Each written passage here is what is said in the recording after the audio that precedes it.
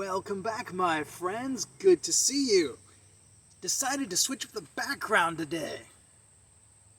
No, I didn't get a green screen. This is not a fantastic green screen, unfortunately. I am legitimately outside in a shelter that I did not make. More than likely made by local hobos. So, we don't want to be here all day because they're probably going to want their shelter back at some point. So, without any further ado, let's get on to what we're going to be doing in today's episode, which you might have been able to already guess based on the title. We are going to be doing tarot and rune readings on this channel. It's too shady where I'm at for these, so gotta put these away.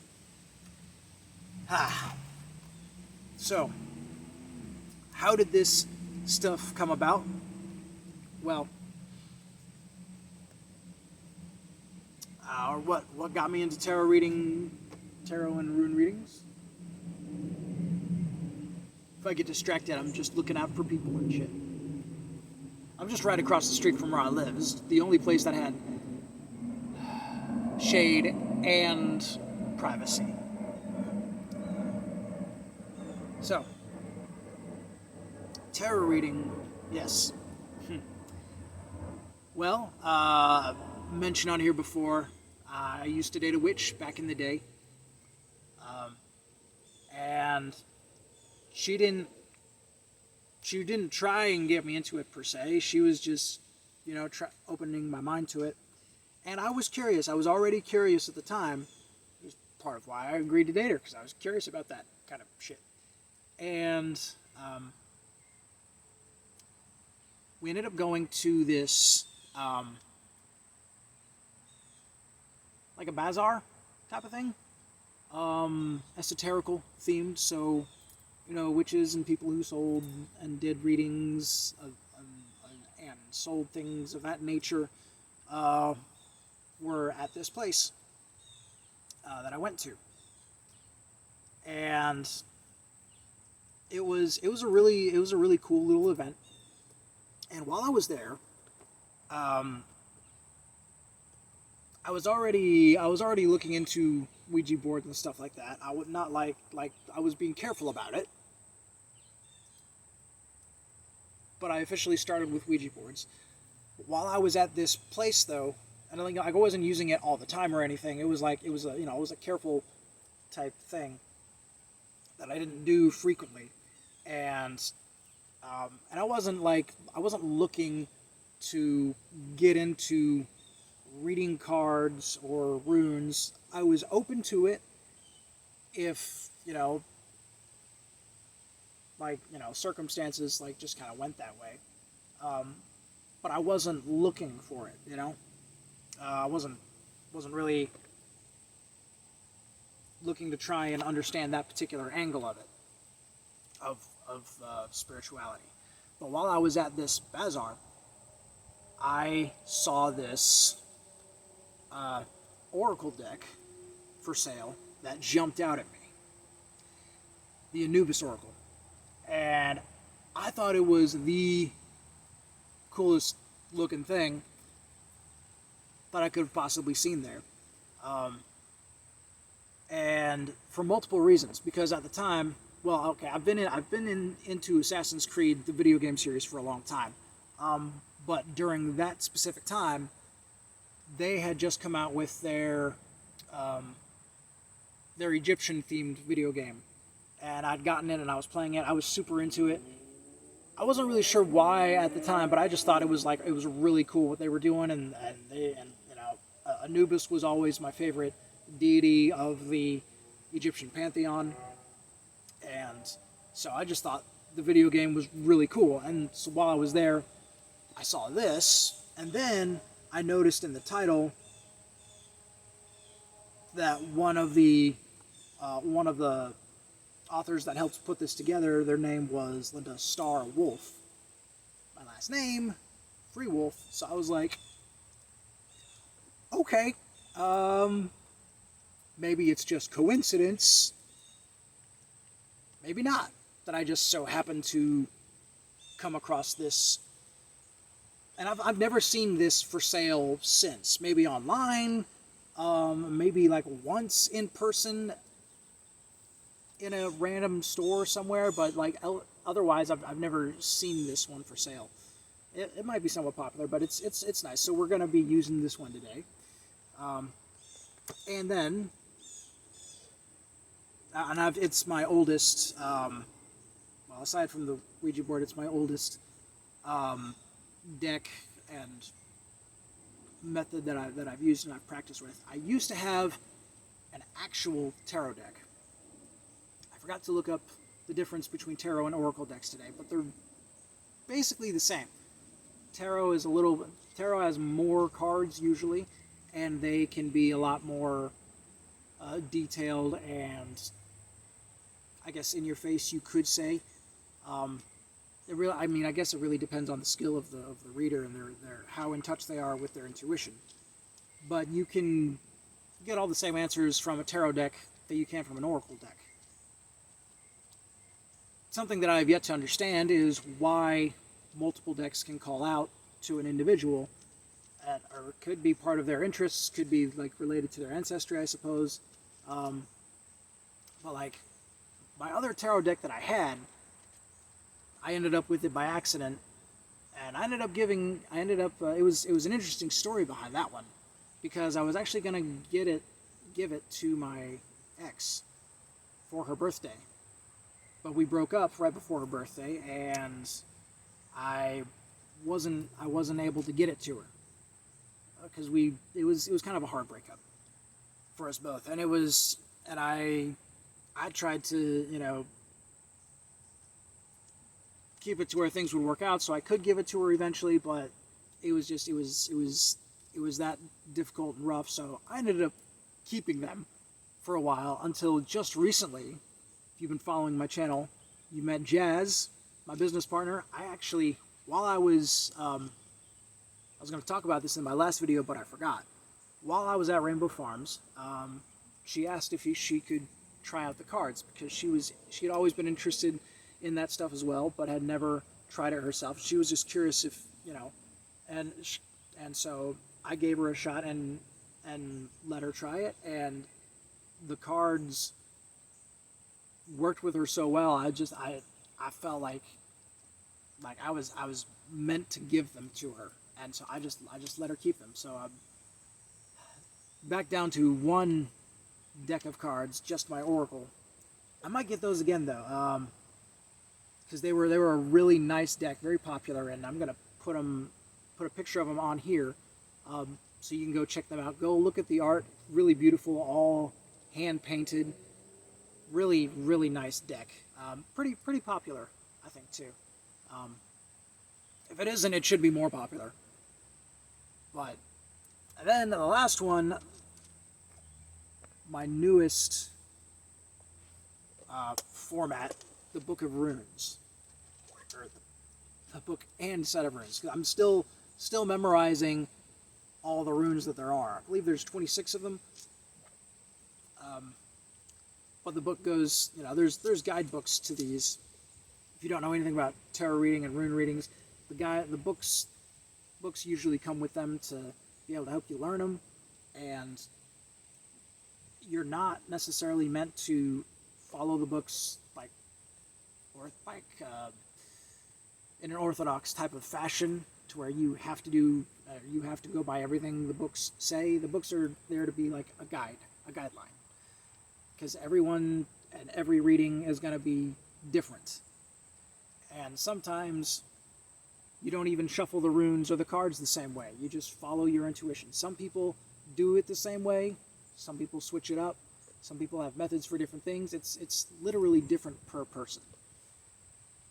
But the runes were given to me by a very good friend of mine. And I was getting into, I was already reading the cards by then, or trying to get into it. And so with the runes, I was getting into the Norse pagan mythology. I was feeling that pantheon calling out to me, especially Odin, but the whole thing in general. And so I was already curious, and they wanted to give me a set of runes, and they did I think it was for my birthday. And so that's been awesome. Been learning to read those. So we are only gonna do 2 questions to keep it very simple. And I'm gonna try and set the camera up so you can see my shuffling and laying the cards out and everything, so that hopefully I can get at a good angle so you can see I'm not trying to manipulate the cards or anything, because there are people out there that do that. And there are going to be a lot of people that say that I'm a person who does that. And I forgive them for making that assumption. Albeit I've had some pretty big significant experience with this stuff, using it for guidance in my life, predicting. Not down to the T yet. I'm still getting good with it, with my intuition, but it's enough to the point to where my guides feel confident enough encouraging me to share my gift with others. And that is what the questions are going to be about today. So I'm going to try and get this set up in a good manner, and we will roll with the readings. Okay, so here's the best thing I could come up with. A first-person, very Skyrim reminiscent type of setup. You'll just have to pretend you're me. So grab some weed if you got any. Take a hit every time I do if you want.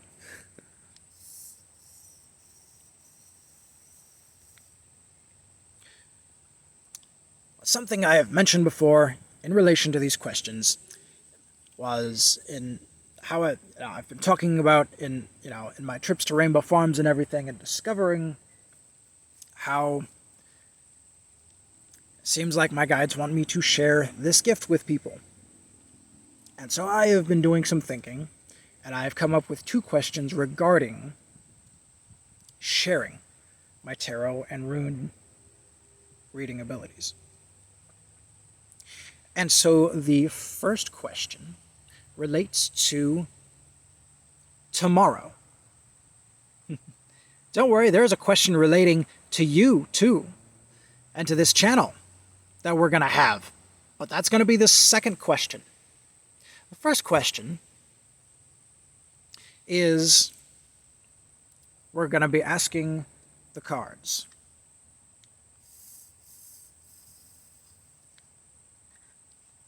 See, there is an event tomorrow, a local free event, and I've decided to ask my guides if I should go and just advertise my services. Now, I do have, well, you know what? I'll wait to tell you. We're just going to leave it at that question for now. And I will tell you, depending on how the reading goes. This is the most exciting thing about the readings. You never know how they're going to go. But the question is that we have, these are all the cards right here. 32, I believe. 18, something like that.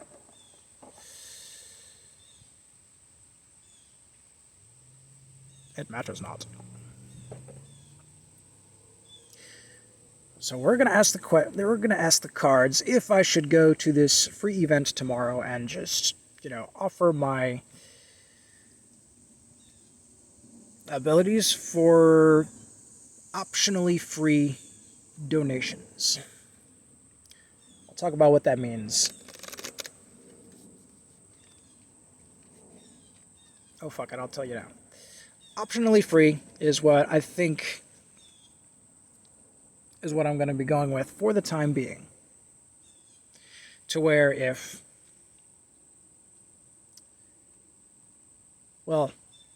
anyone wants a reading, when I have my cards and runes on hand, and I give them the reading, and they don't like the reading.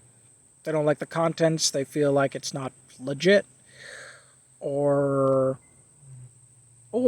they legitimately don't have any spare cash on hand, or any way to pay for the reading if they thought it was good. Then they're off the hook. They're free to go out with my blessings. If they like the reading and they have some spare change they can afford to give, then they can give how much or however little they want. It doesn't matter. Or if they would rather, get me a drink or food or something, put gas in my car, some other alternative to money that helps me out in exchange for helping them out by giving them a good reading, then it's literally up to them however they want to do it, if they want to do it. And if they, if they're lying, they're cheating me. They feel like it was a good reading, but they don't want to pay. They have money, but they don't want to, return favor for favor. They want to lie, that's on them. That's not my business to fix. Karma will hold them accountable. No skin off my shoulders, off my nose. Because, and I don't know how well I've clarified this because I don't have time to go back and watch my videos, but the whole point, the real point of being able to read runes and cards is that you can help other people, not to cheat them. That is what shamans and witch doctors originally were for. They were there to help people, to help guide them. And there are corrupt ones, there were legit ones, because they're all human. So we will lay out 5 cards and see what kind of answer we get. I know. I asked a yes or no question. Should I go to this thing tomorrow and offer my skills? But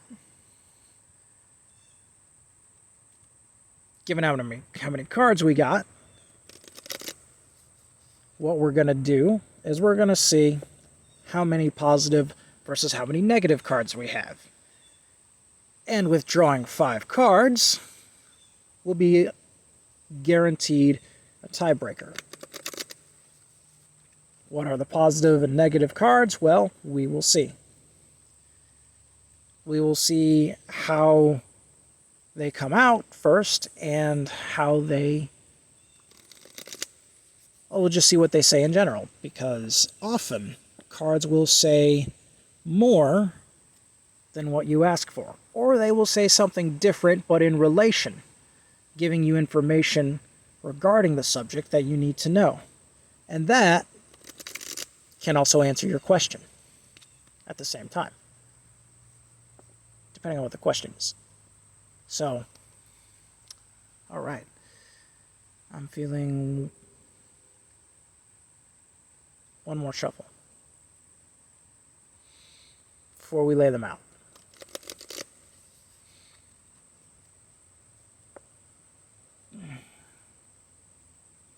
Oh, a little more complicated than that. Okay, all right. Well, it's not going to be a direct layout. All right. We're doing that. All right. So right now I'm just following my intuition, and after the shuffle, it was going with this.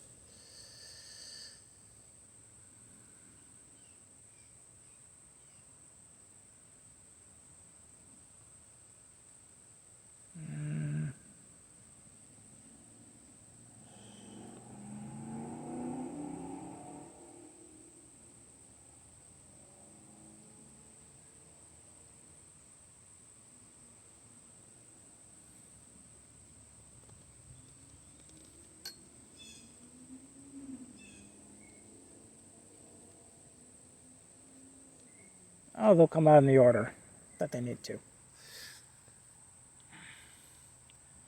I'm not following any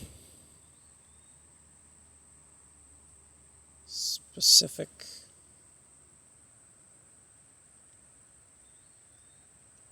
this one's jumping out at me.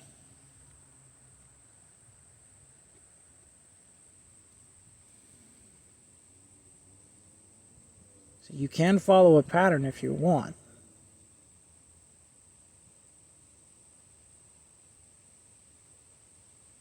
But sometimes you're just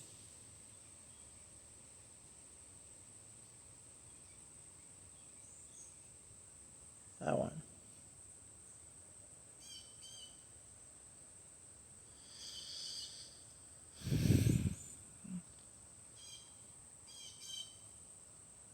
Sometimes you got to learn that there truly is no lasting pattern.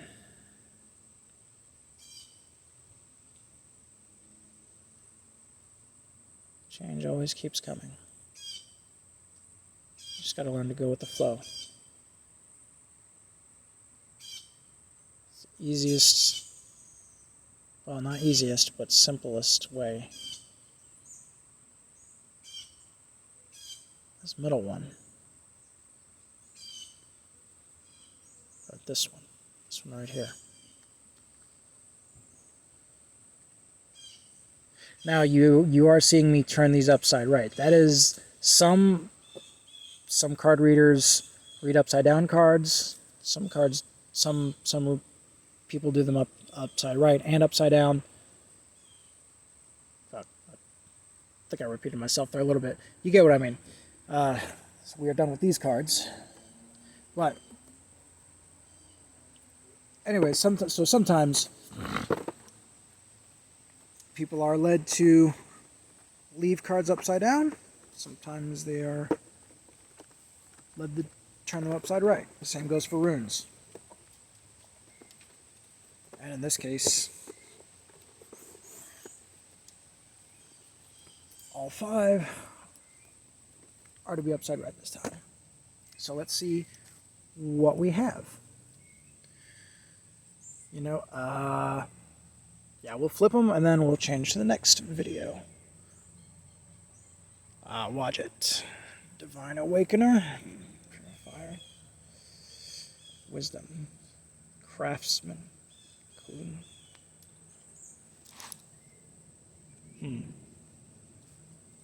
Aha!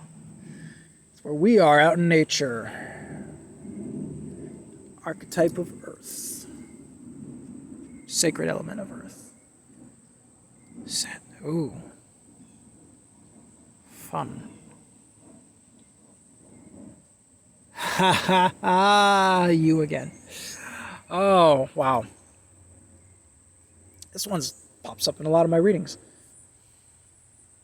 So if we go off of just the basic principles of positive and negative here, at the very lightest, if we were taking things at face value,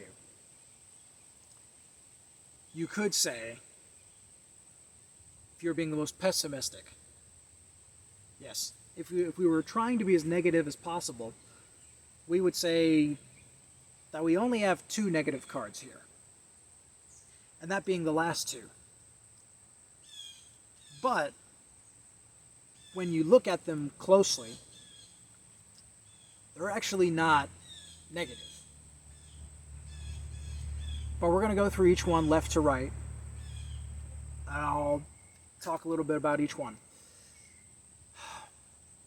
And I think this is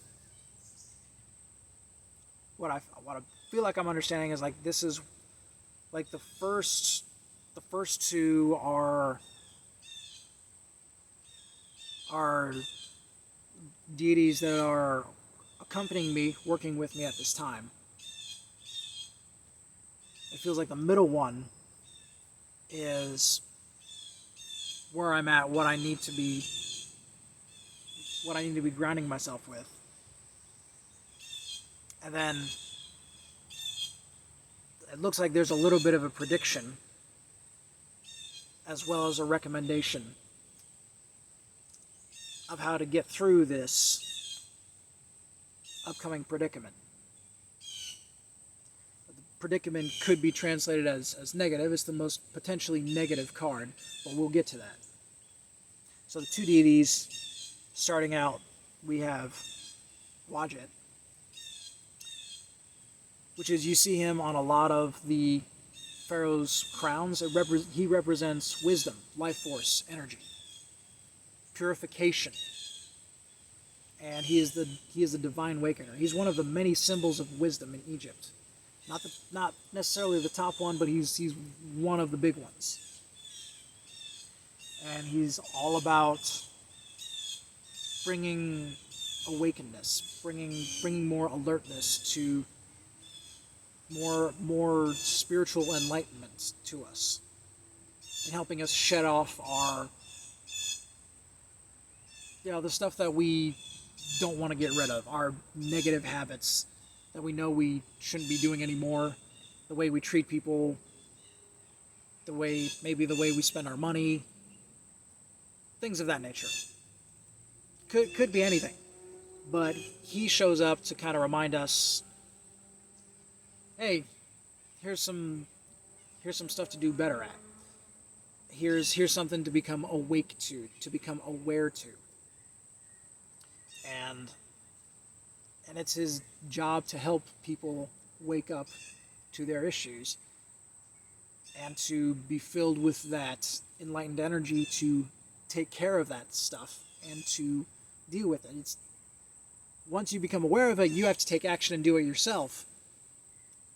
But he's the one that helps, or he's one of the many that helps to awaken us to that state.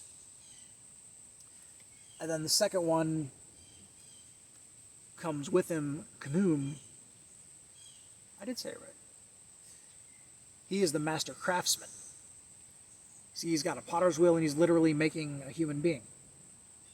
And he's got like a heart potion and everything in the back with a bug on it. And he is a master craftsman, creator of form, organizing principle. Now, I did mention during my reading that order never lasts because chaos always changes things. Change always happens. There are fundamental principles, however, of order that will always be. Fundamental facts that don't change. Things like you reap what you sow. You get what you work for. The gods, the universe helps those who help themselves.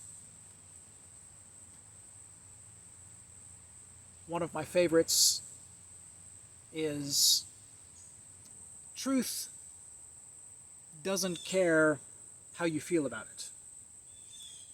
It is what it is, and you must bend to its power or live a lie. That last part mainly. You either bend to the power of truth or you live a lie. And I've been hunting for the truth ever since. And it's led me to a weird spot. But here we are. And so, the craftsman, a master craftsman, and a divine awakener.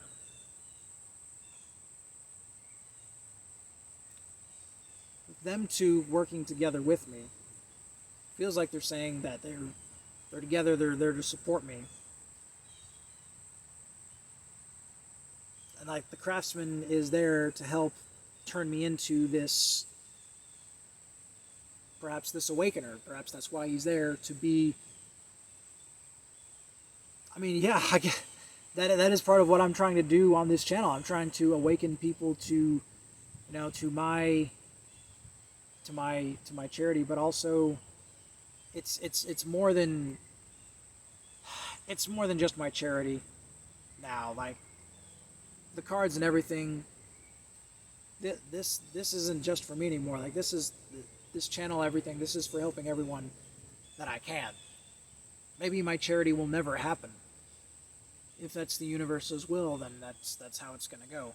But if I can help people to prevent going down the path that I went down and that my parents went down, then I've been able to help awaken them to some kind of truth, and that's why I'm here. That's kind of what I guess that's literally what kind of goes along in theme with these first two cards that I drew. Third card is Sacred Element of Air. Of Earth.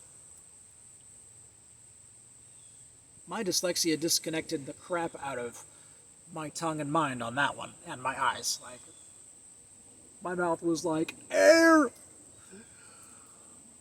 Maybe it was this. Maybe it was like the little swirls and everything. It was just air. That must be what it is. Earth.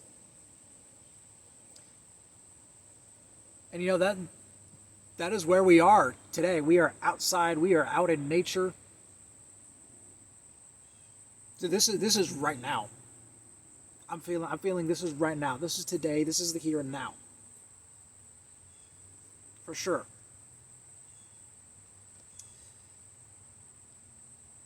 And it's being out in nature is a benefit.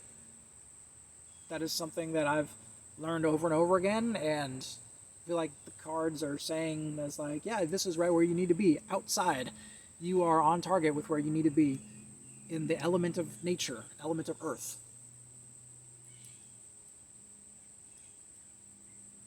Under a hobo shack of trees. So that's pretty cool. The last two, the more negative ones, more negative cards, at first glance, this one, Set. The Shadow. Adversarial Ally. Trickster. Now, at a glance, that sounds bad, scary. Shadow. Adversarial. And trickster. Oh, so scary. But there is, right in the middle of that, a word that really flips the whole thing on its head. Ally. Adversarial ally. What the fuck does that mean? Bit of an oxymoron, isn't it?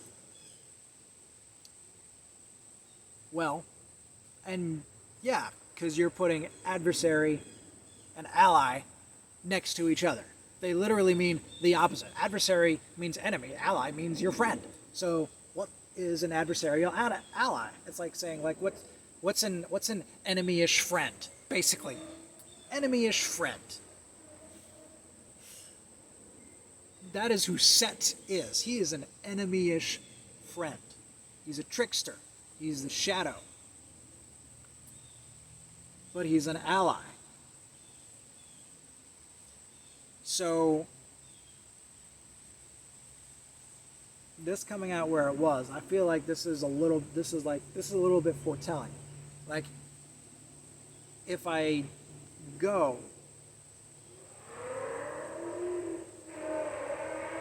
I may run into people that don't like me for offering to do this stuff for basically free.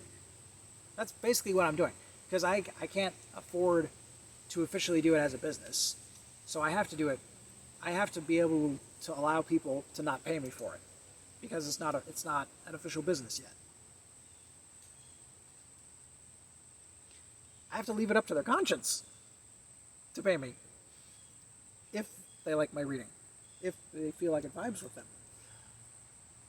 And that may be an issue for some people, that I'm willing to do it for free. There are people out there that would have an issue with it, trust me. And so I may run into that tomorrow.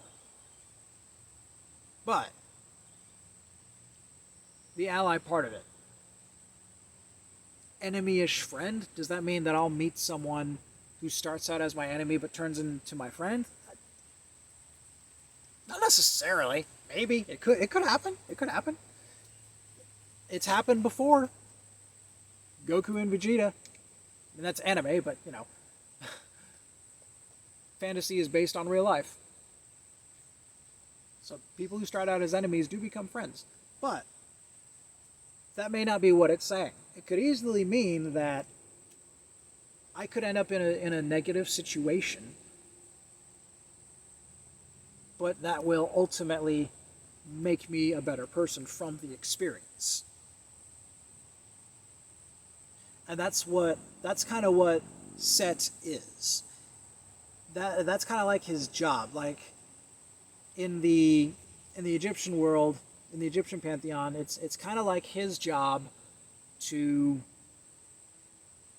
help you see. Well, kind of like Wadjet, the purifier, but Set's kind of like an asshole about it, where he will, like, he'll shank you in your weak spot to remind you, hey, this is a weak spot, and you need to work on it. So he's like a doctor who does want to save your life, but he's kind of an asshole about it.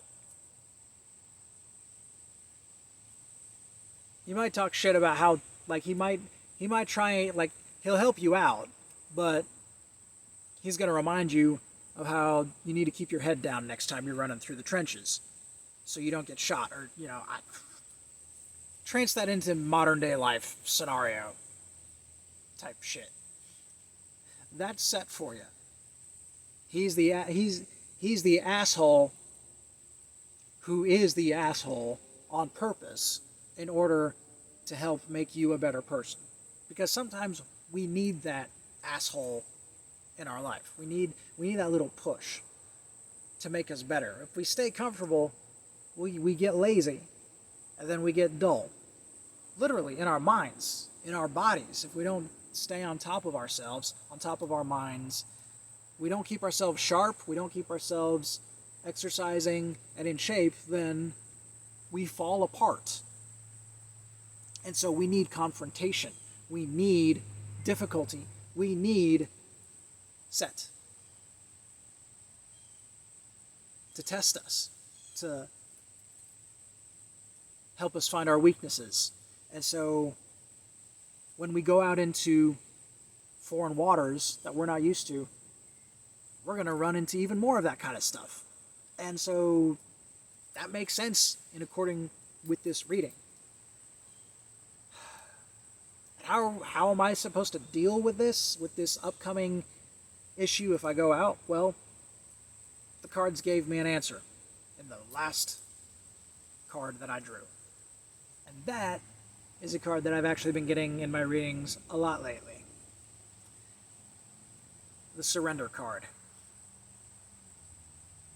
Anubis has always jumped out at me in my Oracle deck when I've done readings, but this one a lot lately. And what it's basically saying is the way to get through this is to surrender to the flow. You can see part of the transition for Anubis to become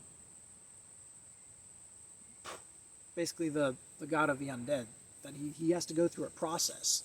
He has to go through a death and recycling, like a recycling of life process. And so he's got to surrender to death in order to go with the flow of the universe to the underworld. But in order, to be able to go down there to run that stuff, for him to do his job, he's got to surrender to death itself. He has to surrender to the change himself in order to go there and to run it. So even Anubis is not above death. Anubis is not above change. Even he has to surrender to it. Because change is literally part of the order. Weird how that works, isn't it? Almost like a yin-yang type of thing. In my observational opinion, anyways. And this is part of it. This is surrendering to that yin-yang slow process of death and rebirth. So, of going with the flow, surrendering with the flow of whatever happens. And it's it's a way that people deal with sharks, you know? When you're facing off against a shark and it's coming at you, if you see it coming at you, if you have that fortunate opportunity to see it attacking,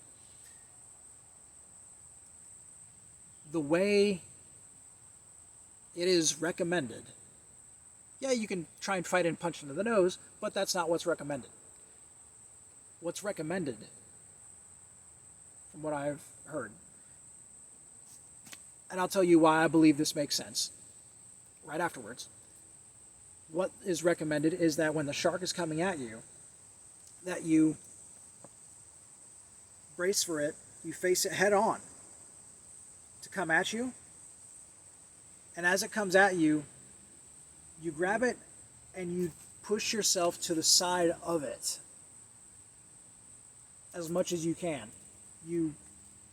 You're pushing it to the side, basically. Between it and you're moving yourself out of the way of those jaws. But that is what you're supposed to do. You're not supposed to swim away, because that's just going to make you easier flailing. That gives the shark more easy stuff to bite at. But if you face it head on, for one thing, that will throw the shark off a little bit already, because most of the time, prey doesn't face its predator. Like that's something that's a huge deal. Making yourself big, looking the predator directly in the eye, staring it down, doesn't work on all animals. You want to know your animals before you do that stuff. So I'm only talking about the shark in this case. When the shark comes at you, you try and move that sucker to the side, because that shark is going on full forward momentum, and it can't stop and turn and bite you, especially if it's not expecting it. So you've got the ability to have your hands out first, where when you touch his jaws, and to be able to push yourself out of the way as that shark goes by. And if you got a knife, you can slash it in the gills, go for it if you can, but you should be focused on surviving and getting away from that big shark bite. Now, the reason why I believe that's pretty legitimate of a use is because a lot of martial arts teach going with the flow of force in combat. One of the biggest teachers of it, Bruce Lee. He was all about being like water, going with the flow. One of the things he says, like, when you got to be like water in every situation. You're not the bottle, you're not the glass, you are the water that's in the glass. You take the form, because you're water, you take the form of whatever situation you're in, and you go with that flow.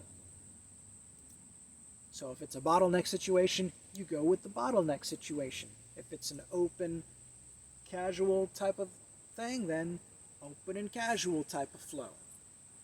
Whatever the situation is, you just flow with it. And they're coming at you. That's one of a lot of the things that they teach you in different moves in martial arts, to be able to block and deflect. And that's literally the same thing you're doing with a shark. In life, when adversarial stuff happens, the best way to handle it, surrender, deflect. You don't fight, grab it. You're basically surrendering to the shark to keep coming at you. But you're taking that force and you're using it against him pushing yourself away from him while he keeps going that way and you go off to the side that way. And then you just keep doing that until hopefully he's the only shark there, but until he wears out and fucks off. Piece of plywood just decided to slide down, and I guess that was my cue to shut up on talking about cards.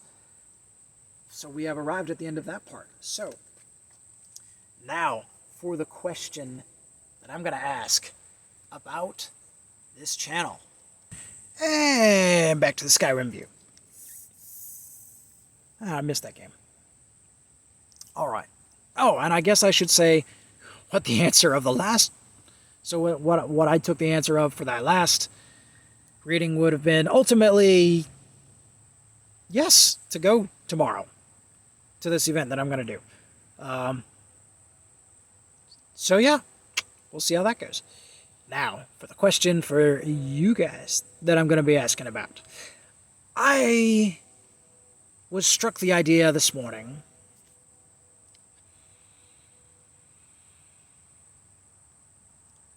that, you know, while I'm giving out free readings and everything, why shouldn't I do that here on this channel? Why shouldn't I offer it to you guys? So, I am going to ask my runes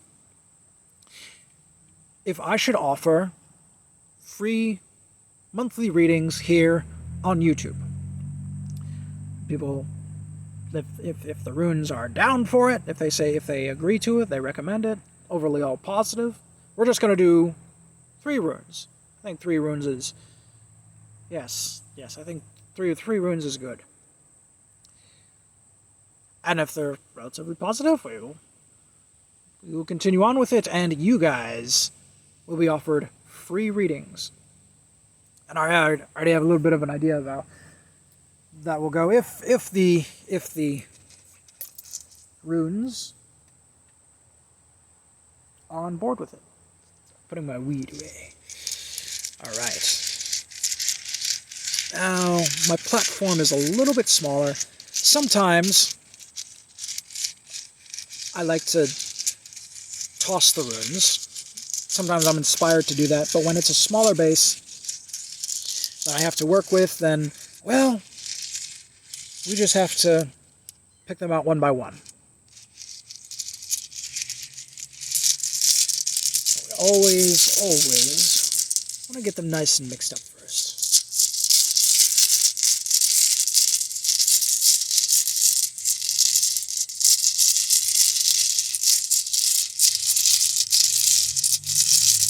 Should I offer free readings here?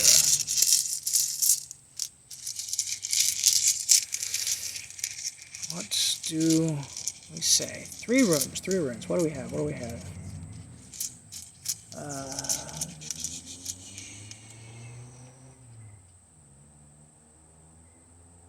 This one? Okay. This one.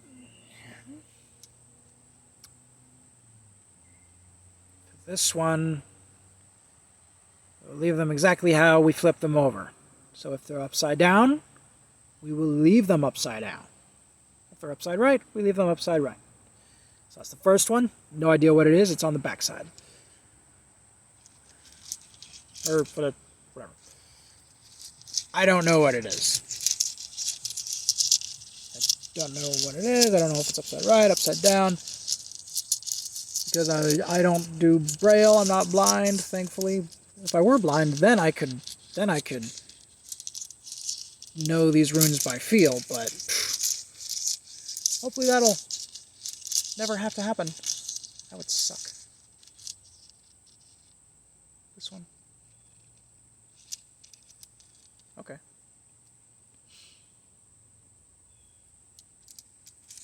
I know, I say stuff out loud like I'm not talking to you guys. Yeah, that's me talking to my guides when I'm feeling like they're talking to me. Sounds weird, I know. Talking to voices in my head. But hey, we all have voices in our head. We all just have different things we choose to call them. Most of us choose to call them our own thoughts. But I think we all know a lot of those thoughts aren't actually ours. Especially when we're like super inspired and like, you know, we we draw something or like we say something. We create or build something that's like, it feels like it's just way beyond what we're actually capable of, but we did it, and we're just like, whoa, how did I do that? That's insane. Like, I knew I had the skills to do some of that, but this one, okay. But yeah, and like people wow themselves at what they do, and they feel like they would be wrong to take credit for it almost, even though it was their hands that did it. It was their eyes. Well, you could say their own imaginative eyes that saw their vision, and then their hands and their will that made it happen. But they're still like, oh, I don't know how I did it. It was just like, oh man, feels like this was more than what I was capable of. I didn't think I could ever be able to do something this magnanimous. So, stuff like that happens. So let's see what we have for an answer. Should I give free readings on this channel? And yes. If the runes say to give readings on this channel, on this YouTube channel, they will always be free. Won't be all the time, probably like once a month, but, or we'll figure out something, but they will be free on here. So, what do the runes say? Oh. Ha. Okay. Oh. That's interesting. Well,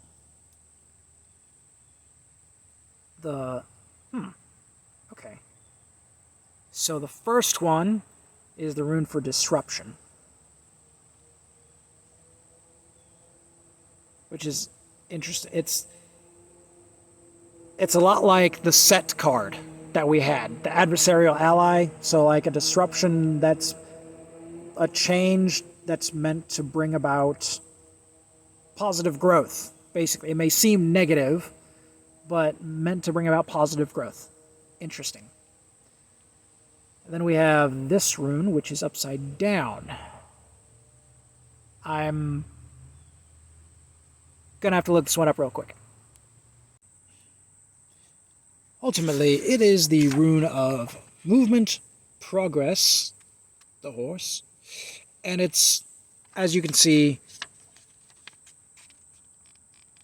upside down. So, reversed, I think you can basically already figure out what that basically means.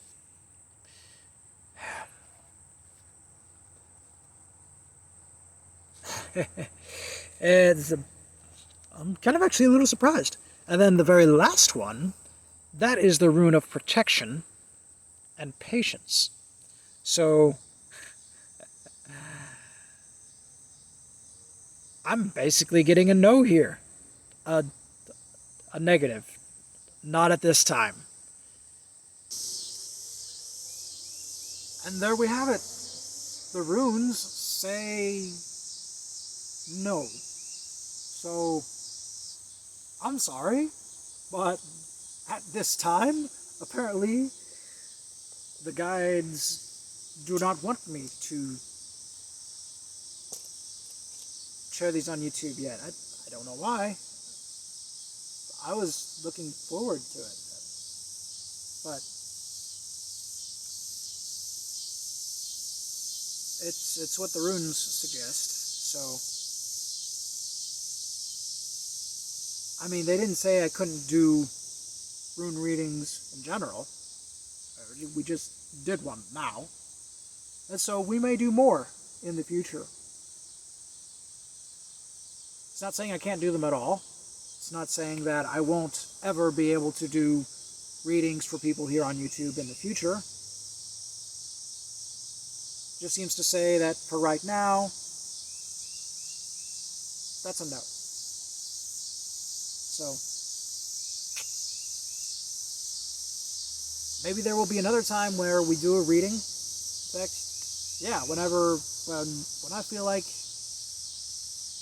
it's time to do another reading, or something, and I feel like it's time to ask again, we'll do it on here and we'll see.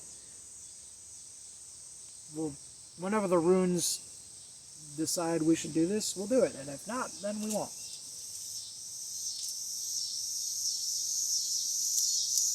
Whatever. Timing is big. It is interesting, because I feel less nervous about doing it on here than I do about going somewhere in public. I'm going to be dressed like this, my YouTube self. So if you see me walking around in Michigan, Detroit, at the Labor Day Festival, say hi. Ask for a reading if you want one. Would appreciate any donation, but apparently that can only be in person. For now. So I am going to put my stuff away, put my runes, my crystals away. I don't have an exact reason why I put crystals out on my cloth. I'm not a crystal maniac. I have some stones and stuff that look cool, and the properties of which I feel like apply to me. But yeah, that's just those three. Those three I feel are the ones that just go with me. It just helps. I don't know. It makes it feel complete. But that is rune and oracle / tarot reading for you. Hope you've enjoyed this video, this experience with me, and I will see you in the next video. Oh yes, where we'll be going with the next episodes. I've been thinking of getting back to numbers, because, well, I already said I wanted to finish at least the first 5 books of the Bible. I really want to do the rest of the Bible, but at least the first 5. But I also want to take a break and talk a bit more. I wanna get into a bit more of explaining how I came to, well, basically my experiences of the esoterical, and how I came to believe in it and experience it bit more in depth, a bit more of an actual story continuation from where I left off before. I ended it with YouTube, with how I came to decide to start doing my YouTube channel, but I skipped some stuff specifically regarding the supernatural and my beliefs, because I did a video after explaining some of my beliefs, but not in a bunch of detail or in a whole lot of explanation as to how I came about to accepting that, because it's a really weird jump going from hardcore conservative Christianity to atheist / agnostic, just curious enough to make me want to explore, and then all the way now to frickin' rune and card reader, and it's like, I can read your fortune. I really didn't see it coming. I feel like the good guy version of Dr. Dr. Pacifier, whatever. the Disney villain from Princess and the Frog. Feel like the good guy version of him. But yeah, yeah. Hope you enjoyed it. Come back again. Gonna pick up wherever the heck we left off with numbers and continue on with the interesting stories that the Bible has to share and lessons it has to teach us from both its positive and negative aspects. Where we leave no ugly truths unturned. Stay safe, my friends, and until next time, farewell.